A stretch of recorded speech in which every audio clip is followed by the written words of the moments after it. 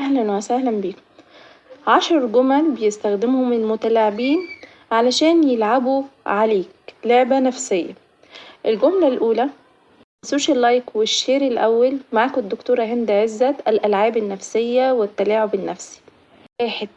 على فكرة انت بتكبر الموضوع قوي، انت مكبر الموضوع كده ليه؟ 2. على فكرة أنا كنت بهزر، انت حساس قوي كده ليه؟ 3.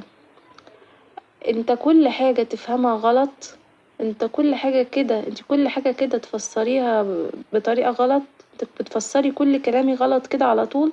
4. على فكرة انت السبب في اللي حصل، انت اللي وصلتنا او انت اللي وصلتيني للنقطة دي. 5. على فكرة انا بعمل كده علشان بحبك او عشان بحبك، انا بعمل كده عشان مصلحتك. 7. على فكرة انت صعبة قوي قوي. 8. على فكرة لو كنت بتحبيني كنت عملت الحاجة دي، أو لو كنت بتحبيني ما تعمليش الحاجة دي. 9.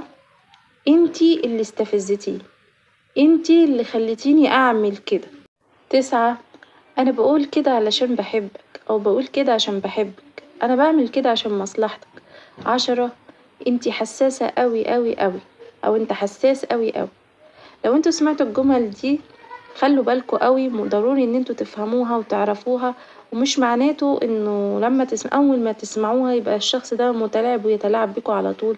لا، مهم ان انتوا تعرفوا هل ده طبع واسلوب الشخص ده وبيكرر ده على طول معاكوا، ولا هو مجرد في وقتها وخلاص كان طبع للشخص معاكوا ان هو يستخدم الجمل دي كتير.